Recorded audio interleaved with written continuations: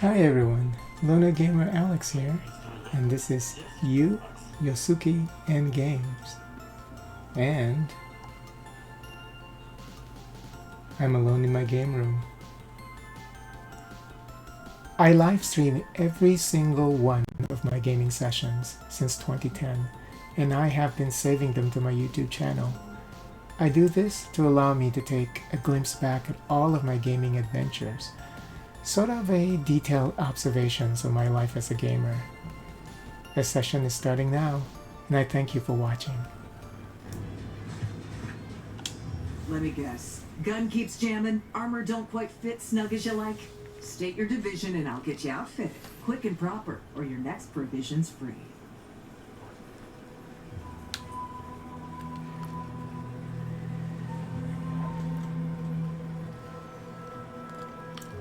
I'm with mortuary affairs. Can't you tell by the smell?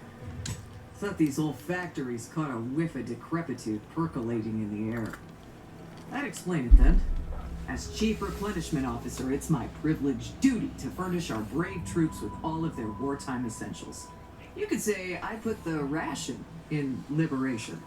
Tell me what you need and I'll do my ample best to supply you.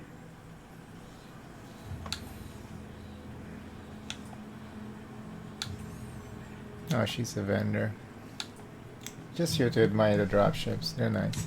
Good eye. Oh, I'd say they're better than nice. Got more armor than a hammerclaw, but better flight handling than the old clunkers we used to stock. If things had turned out differently, might be someone else standing here. Or I'd be off piloting one of those beauties.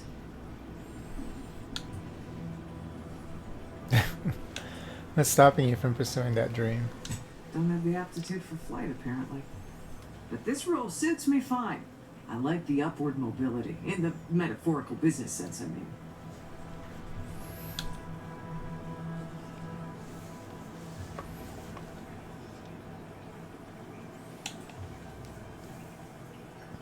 I'm not very familiar with dropships myself. Could you show me that one over there? Already got the bug, huh? Huh. Alright, come on. Let's give you a quick tour.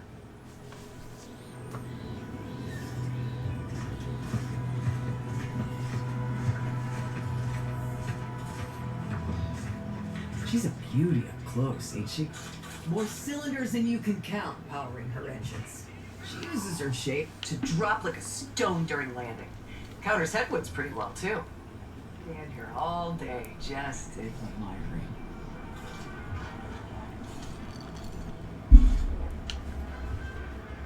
And over there, you see, the fuselage has been modified to endure the pressure of repeated entries, which is... oh, listen to me blathering on. Tell me what you need, and I'll do my ample best to supply you. I'm sure you'll find something to your liking.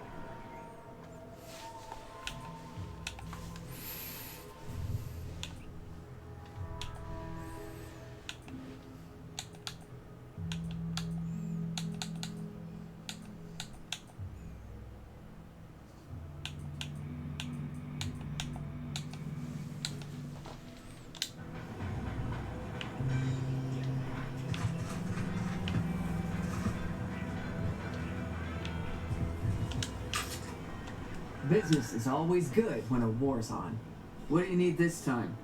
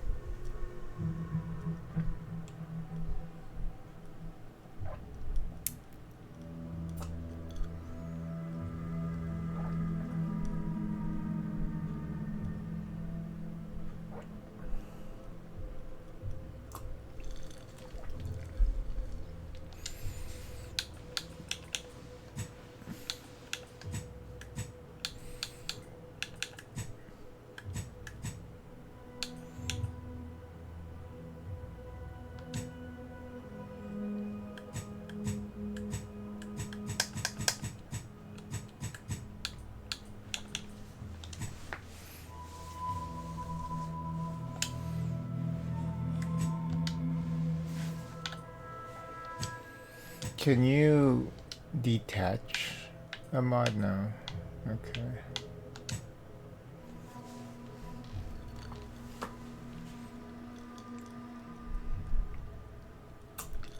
Can't be recovered after installation. Now, do I really want to keep this Moon Man helmet on?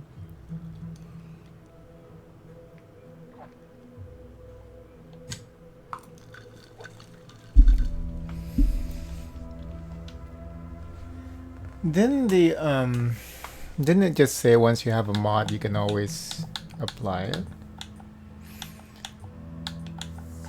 Maybe it's saying that once you use the slot, you can't use that slot anymore for anything else. I think that's probably what it meant.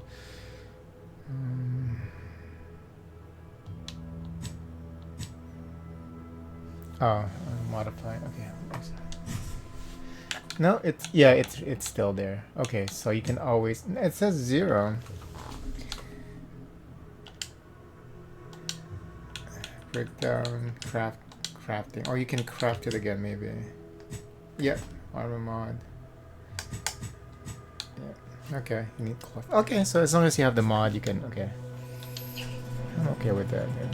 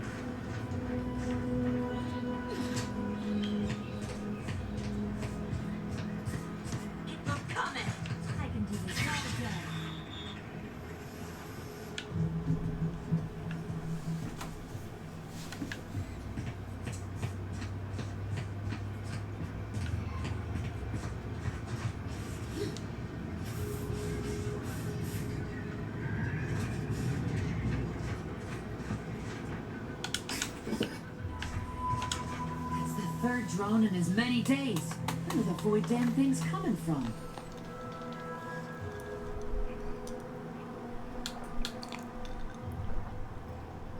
What happened here? Protectorate drone attack. Just the one. We got it before anyone got hurt this time. Of course, we could have staunched the flow of drones by now if Officer Carr dispatched another patrol, as I requested, but no such luck.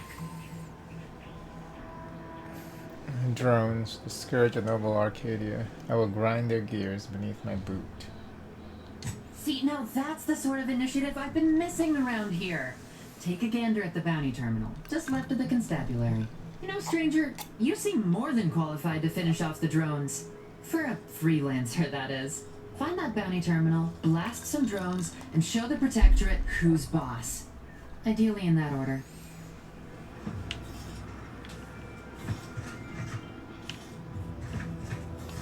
Good luck out there. Happy hunting, soldier. How are things? Between the constant assault of drones and my official reprimands, I can't get a moment's peace of mind. Seems all I can do is stand here and observe. Maybe that'll get me back into Carr's good graces. Or maybe not.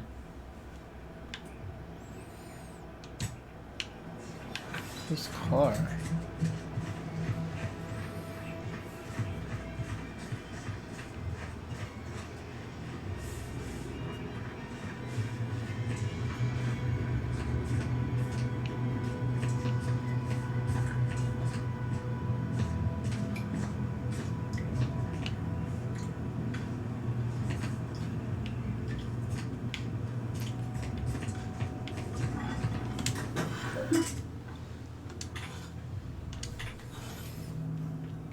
Well, I have officially gone from chimeric scientist to Raptian onboarding specialist, but it's not so harsh a change as I feared. These creatures require constant feeding, house training, combat conditioning, and praising in dulcet tones, but they've also provided me ample opportunity to study their constitution. They've taken well to a solve I developed for wound care, far better than the average human would have. While my previous work may be lost to history, I can't help but wonder, might this have been used to aid graft recipients? If so, would we perhaps have had more successes than failures? Milva Street has come calling for his subcutaneous injections again. I'll write more on my findings later.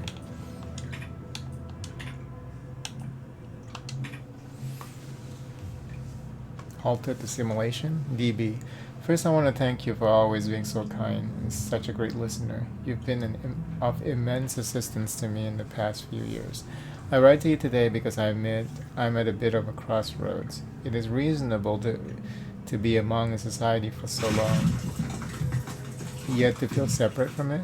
Try as I might, I feel one with Auntie's choice. It's as if I'm donning a costume. I wish I didn't feel so. Any advice you have would be much appreciated. Your friend, Ethel.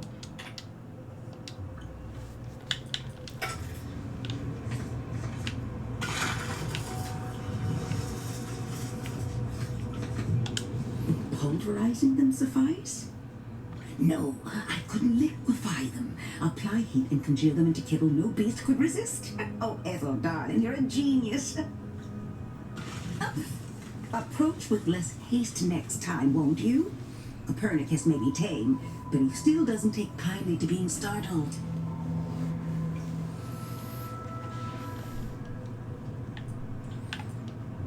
Why don't we start with introductions? I'm Zane and Buddy. I am Ethel Tinsley, chimeric scientist. I'm responsible for taming this delightful raptidon here. He will protect our fair town from his feral brethren in the wilds. Theoretically, Officer Carr has been in a state waiting for me to train the raptidons to, maul on command. It's rather pressing, and alas, one scientist turned tamer can only do so much. One might say I'm perhaps a bit on edge. Folk here have grown weary, shall we say, with the war effort, and with avoiding Carr and the minister's would-be fisticuffs.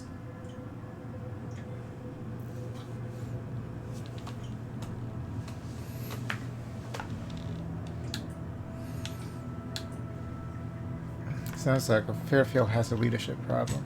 I would never imply such a thing. I'm sure the minister and Officer Carr have only our best interests at heart. Though I must admit, the continuing quarrels give me trepidation. I'm unused to the way things are done here, I suppose. The Protectorate leadership never behaved in such a manner.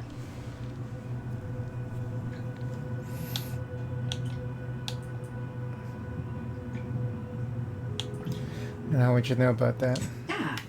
Well, because I was Protectorate. Once. I defected to Andes the second I could. But that's not the point of this conversation. Not when our leaders cannot reach an accord. One wishes to move Protectorate subjects to our ranks. The other wishes to secure a decisive victory with weaponry and technology. As for which approach is best, I wish I knew.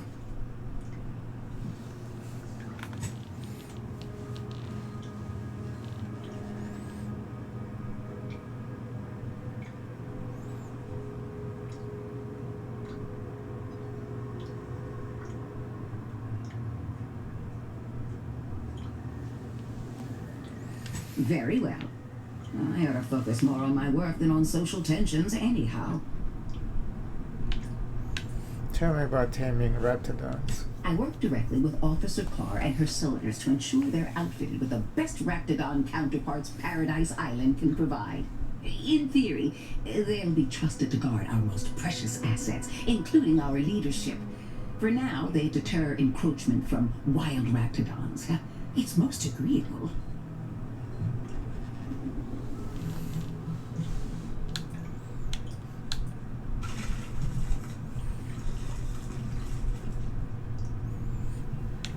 hope this doesn't hurt any of them. Trust me, they are safer here than out in the wilds. I have been reprimanded thrice now for undue pampering. I would not be here if this experiment was still causing needless suffering. Just something about being ex-protectorate earlier. I'm curious. Well, I was a subject once. Despite my talents, the plan dictated that I should be relegated to programming cleaning mechs. Bah. But then, Auntie's Choice came along and offered to transform our lives for the better. I chose to accept. And look where I am today. Over the last year, I have climbed the rungs of my division through the sheer merit of my work. I have finally earned the respect I was always due.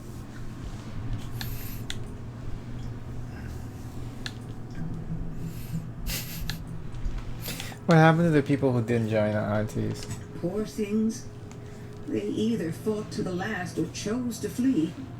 It's regrettable, but some folk just aren't ready to embrace change. All they knew was being told how to live. They couldn't imagine any other way. Ask any of the other protectorate subjects who converted, and they'd echo my words. When one can allow their ambitions to show, that is true freedom.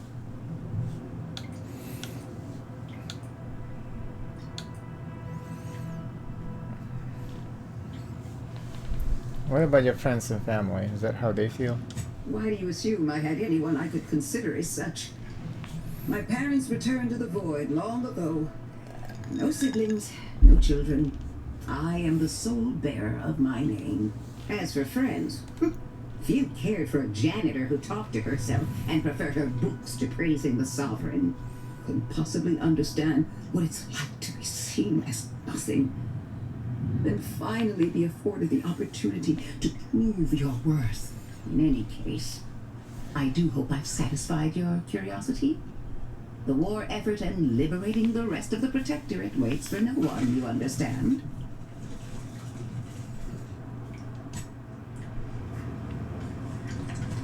Hello again. Remember not to move too swiftly if Copernicus lunges. Oh, how he does like to test the reflexes of others. What can I do for you? There's gotta be a quest with her, because seems to be an important character.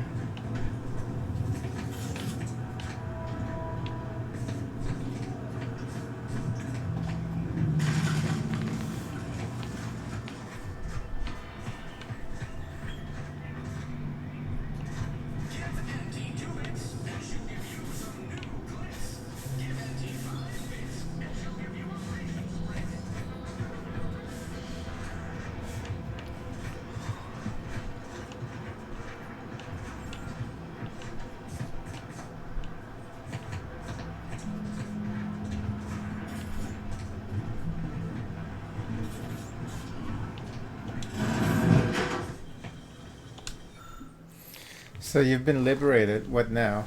Auntie wants to help you acclimate to your wondrous new freedom. Confused by too many new choices? Here's a handy list of strategies to help make sense of it all, thoughtfully curated with you in mind. Only buy Auntie's products. Bits spent on our goods are returned to your pocket as your salary. It's the free market in action. Empower yourself with the latest AC products. Use new ones generously and throw away the old ones. You deserve only the best. You don't have to work for Auntie to enjoy her products, but it helps. Sell your stock to anyone with the bits to pay, and be sure to remind them how good you have it with Auntie's Choice. Support mankind's future prosperity. Persuade others to join our cause. Strangers are just customers you haven't met. Be a dynamic individual, skipping break time to enhance your profits. Persevere through any illness or hardship. You are worth it. Be efficient. Use your newfound freedoms to ensure your destiny is filled with all the goodness bits can buy. Remember, anytime you are not shopping, it is time you could be shipping. Reach your full potential today with Auntie's Choice.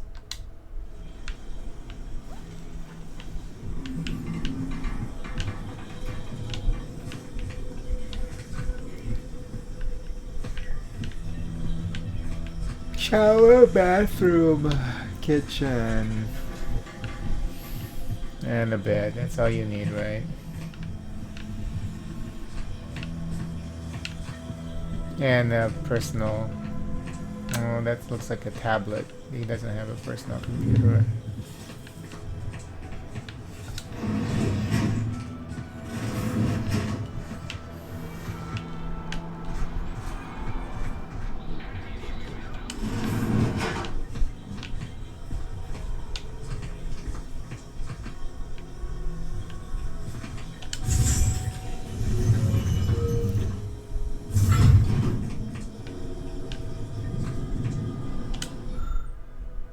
Debris submerged tracker. Debris tracker appears to have been surgically removed and submerged in liquid inside the container. Obviously, in an attempt to disable it. Fortunately, it was still producing weeks. What? I just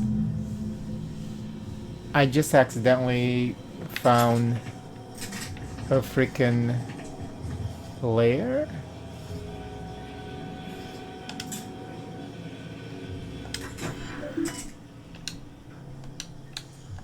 Seems like there's more from this children's computer, man.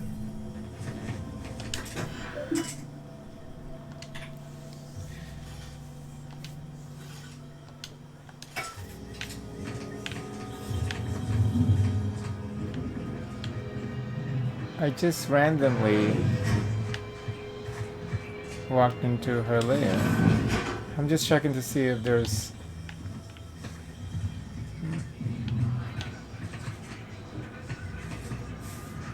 Seems like there's a back area for this house too. I just want to see if that's a common feature for the house. You would think it is. Because this is just half the house, right?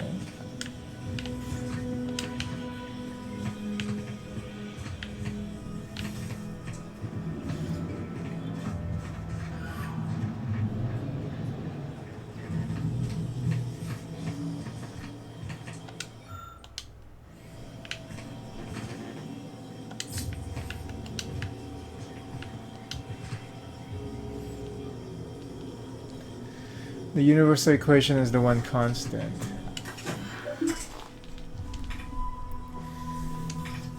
To Savannah Lockwood. Savannah, your last missive stung me to my core. Can't believe you'd accuse me of such. Yes, I am still in contact with Victor. The schism between the Protectorate and the Order is of no consequence to us, but we're decidedly not whispering poison to each other's ears. And I can assure you, the dark path you accuse us of going down is one of necessity, not choice. I never burden you with the knowledge of things I've done, what I've been forced to live with. But therein lies the rub. I find I can do so no longer. The time for action has come. Do you remember the cliffhanger ending of Sentinel versus the Cult of Corporatism's 6th chapter? One way or the other, I fear we are hurtling towards some inevitable conclusion. This is one thing I cannot allow, no matter the cost. Regardless, my time on Paradise Island is over. As we used to say, see you in the equation, my friend. How can you say you never burdened me with what you've done? You have never shared specifics with me. But that doesn't mean I didn't feel your suffering, Augustine. The invasion of Paradise Island is driving us all to new levels of despair, and your last message has me fearing that it has pushed you to a place of madness. I'm begging you, forget that void damn cereal and whatever it is you're planning. And please come see me before you do anything that cannot be undone.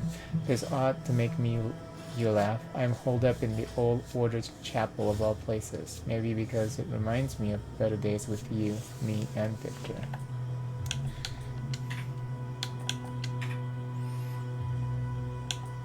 My cover story has worked.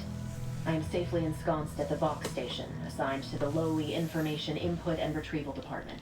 Seems a colony so certain of its absolute control over its subjects can be less than rigorous when it comes to security.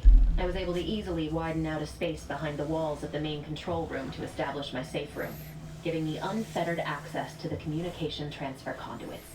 I have hacked into their system downstream from the security protocols, so I am able to infiltrate their entire system with them being none the wiser. While I have little doubt as to the success of our mission, trepidation still gnaws at me. Though I cannot say why. Perhaps it is simply the normal mission commencement jitters. I thought my duties complete. Information gathered, reports filed, preparations made. I'd even created a fictitious identity and work transfer to Horizon Point Station well ahead of schedule, in order to keep anyone from tracking my movements upon commencing the mission. All that was left was the waiting. Or so I thought. Then, troubling information came to light. I've seen the numbers.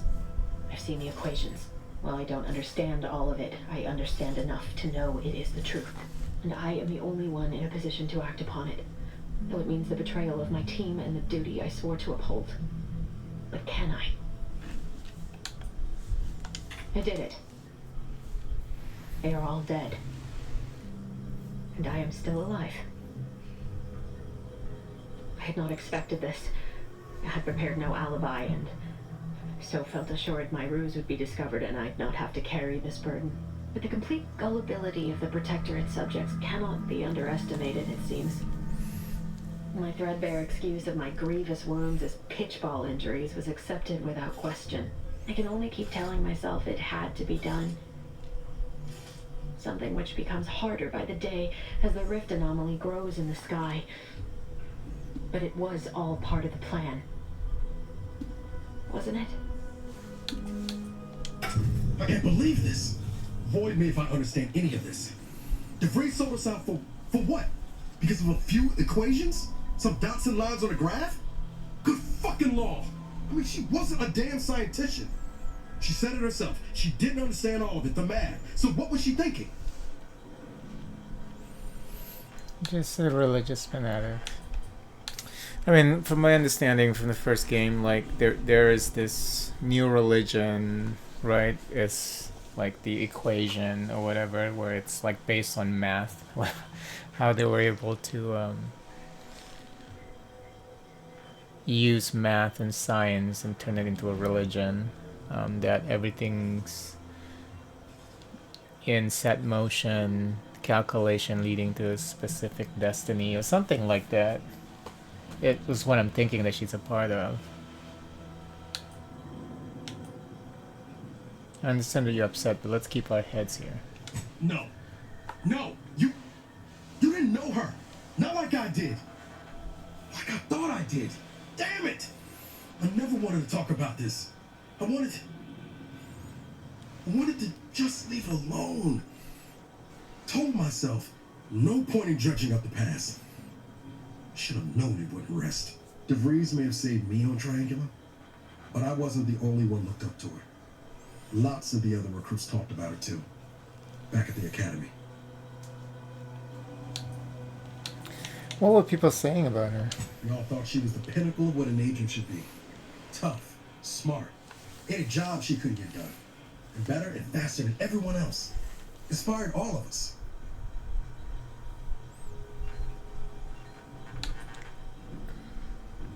Must have been after my time. I don't remember hearing her name before Horizon Point. Reckon so. Some might embarrassing how much worship we all put on her name. You put a tool in my hand, I would have built monuments to her. Figured my own career could be just that. Doing for others what she done for me. Never imagined I'd actually get to work with her. Me, some nobody from Triangular. And then she betrayed us.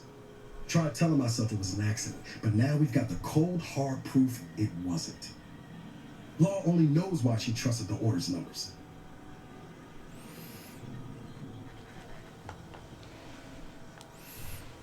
The Order? The ones that has a schism with the Protectorate? What exactly is the Order? The Order of the Ascent is just another sect of the Order of Scientific Inquiry. The Grand Plan and all that used to be part of the Protectorate before their big falling out. Believe they can predict the future or some such, but nice plan-abiding folks don't kill for the betterment of their cause. I can't believe the Order plotted our murder. But 10 years ago, I would have said the same about DeVries. I mean, she always struck me as so pragmatic, real sensible-like. Never figured she'd go all in on predictions from a bunch of monks.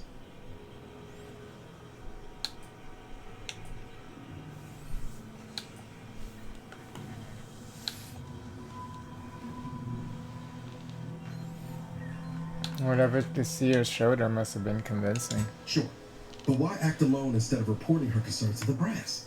What made her believe the Earth Directorate would dismiss the threat? I don't take issue with folks clinging to whatever keeps them afloat.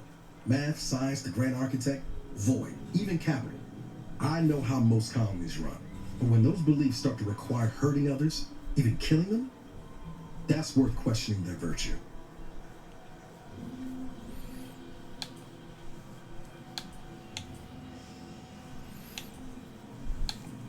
I couldn't agree more. If only DeVries had shared in our good judgment, huh? Whatever her plans, she started putting them in place while stationed undercover at the box relay. Our next point of order ought to be getting in there. Reckon there's got to be someone on the island who can help us with that. Let's keep asking around. Friendly like.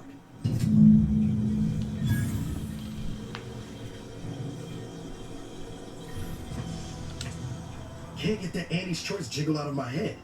Hey, if I start humming it, you do what you gotta. Anyway, need something, Commander?